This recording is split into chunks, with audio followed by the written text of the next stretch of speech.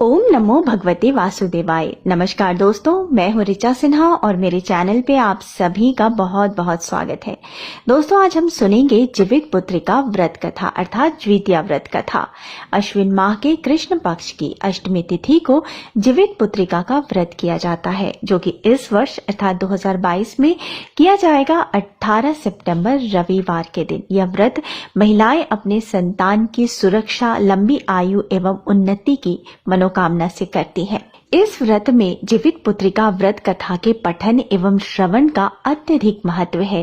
सारे दिन निर्जला व्रत करने के पश्चात शाम के समय प्रदोष काल में महिलाएं विधिवत भगवान जम्मूतवाहन एवं चील सियारिन की पूजा अर्चना करती हैं और उसके बाद जीवित पुत्रिका व्रत कथा का पठन या श्रवण करती हैं। तो आइए सुनते हैं जीवित पुत्रिका व्रत कथा। भगवान जम्मूतवाहन का ध्यान करते हुए उनसे अपने संतान की मंगल कामना की प्रार्थना करते हुए भक्ति पूर्वक कथा का श्रवण करें।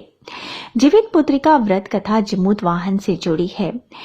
गंधर्वों के राजकुमार का नाम जम्मूतवाहन था। वे बड़े उदार और परोपकारी थे। जम्मूतवाहन के पिता ने वृद्धा अवस्था में वानप्रस्थ आश्रम में जाते समय उनको सिंहासन पर बिठाया, किंतु उनका मन राजपाट में नहीं लगता था। वे राज्य का भार अपने भाइयों पर छोड़कर स्वयं वन में पिता की सेवा करने चले गए। वहीं पर उनका मलयवती नामक राजकन्या से विवाह हो गया। एक दिन जब वन में भ्रमण करते हुए जम्मूतवाहन काफी आगे चले गए, तब उन्हें एक वृद्धा विलाप करते हुए दिखी। उनके पूछने पर वृद्धा ने रोते हुए बताया, मैं नागवंशी स्त्री हूँ और मुझे एक ही पुत्र है। पक्षीराज गरुड़ के समक्ष नागों ने उन्हें प्रतिदिन भक्षण हेतु एक नाग सौंपने की प्रतिज्ञा की हुई है। आज मेरे पुत्र शंखचूर्ण की बलि का दिन है।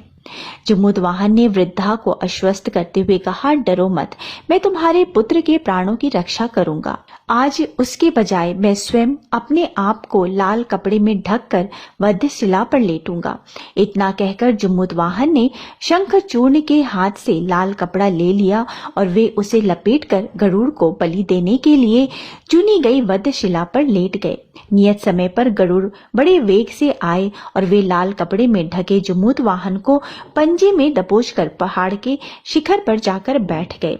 अपने चंगुल में गिरफ्तार प्राणी की आंख में आंसू और मुंह से आह निकलता न देखकर गरुड़ जी बड़े आश्चर्य में पड़ गए। उन्होंने जम्मूतवाहन से उसका परिचय पूछा। जम्मूतवाहन ने सारा किस्सा कह सुनाया। गरुड़ जी ने उसकी बहादुरी और दूसरों के प्राण की रक्षा करने में स्वयं का बलिदान देने की हिम्मत से बहुत प्रभावित हुए।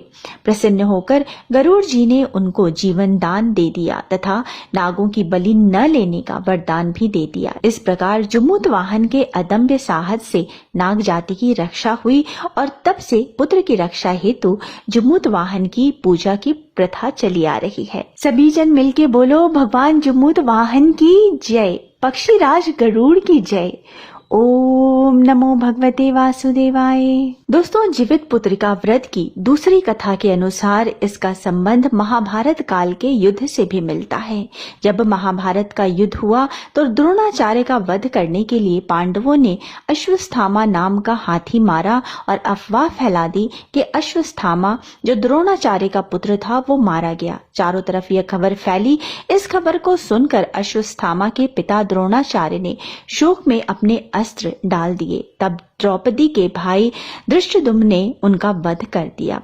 इसके कारण प्रतिशोध के लिए अश्वत्थामा ने रात्रि के अंधेरे में पांडव समझकर उनके 5 पुत्रों की हत्या कर दी। इसके कारण पांडवों को अत्यधिक क्रोध आ गया। तब भगवान श्री कृष्ण ने अश्वत्थामा से उसकी मणि छीन ली, जिसके बाद अश्वत्थामा पांडवों से क्रोधित हो गया और उत्तरा के गर्भ में पल रहे बच्चे को भी जान से मारने के लिए उसने ब्रह्मास्त्र का प्रयोग किया।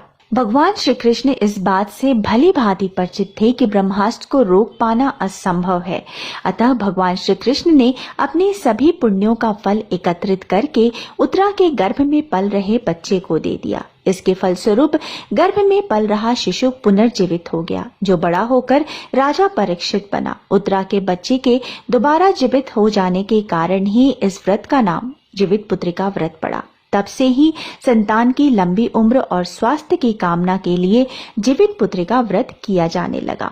सभी जन मिलके बोलो भगवान श्री कृष्ण की जय। कथा सुनने वाले, कथा कहने वाले और जयकारा लगाने वाले सभी का भगवान श्री कृष्ण कल्याण करे।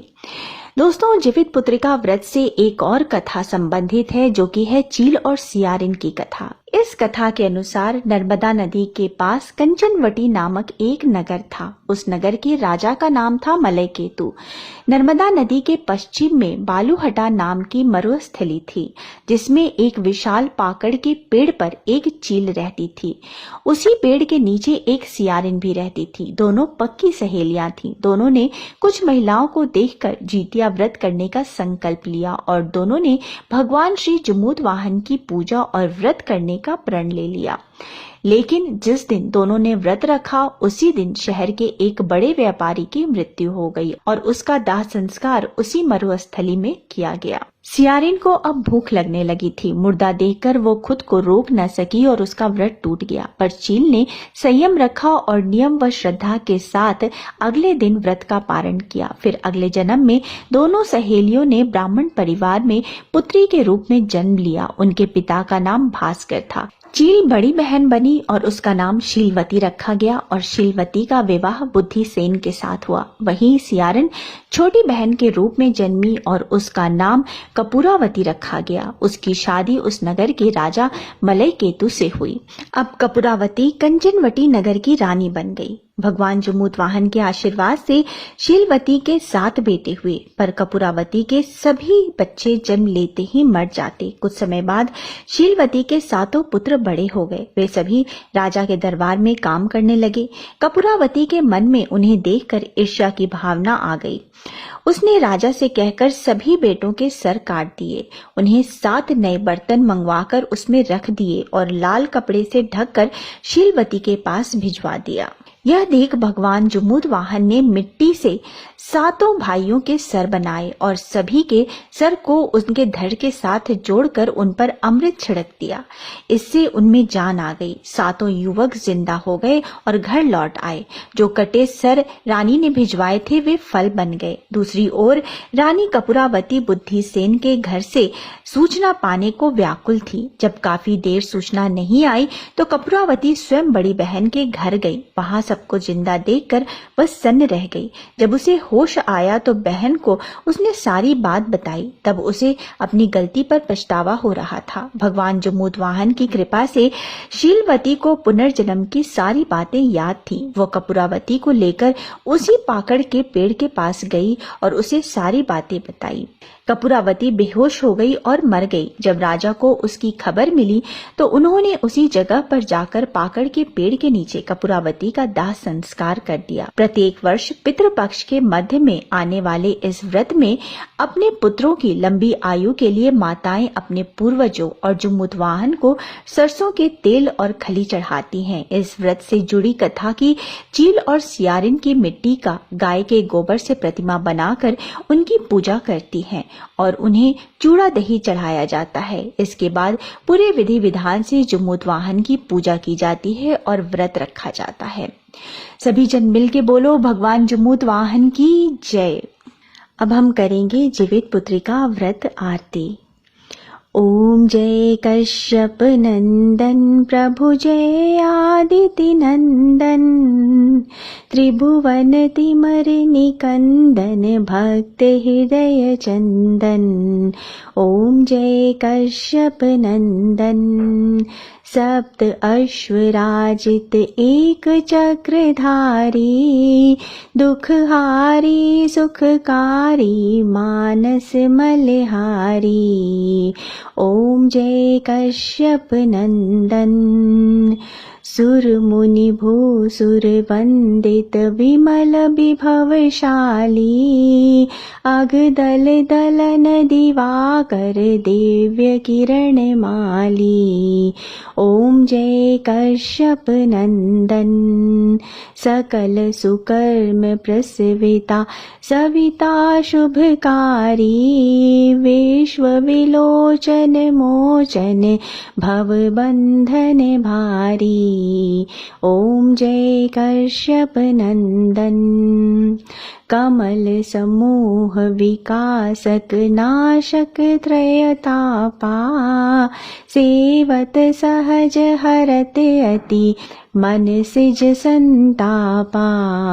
ओम जय कश्यप नंदन नेत्र व्याधि हर सुरवर भूपीड़ा भारी वृष्टि विमोचन संतत परहित व्रत धारी। ओम जय कश्यप नंदन सूर्य देव करुणा कर अब करुणा कीजिए हर अज्ञान मोह सब तत्व ज्ञान दीजिए। ओम जय कश्यप नंदन ओम जय आदिति नंदन। कर्पूरगौरं करुणावतारं संसारसारं भुजगेन्द्रहारं सदा वसन्तं हृदयारविन्दे भवं भवानी सहितं नमामि। तमेव माता च पिता तमेव बन्धु च सखा तमेव विद्या द्रविणं तमेव सर्वं मम देव। बोलो भगवान जमूत वाहन की जय, भगवान विष्णु की जय, सभी देवी देवताओं की जय। कथा सुनने वाले, कथा कहने वाले और जयकारा लगाने वाले भगवान सभी का कल्याण करें। ओम नमो भगवते वासुदेवाय।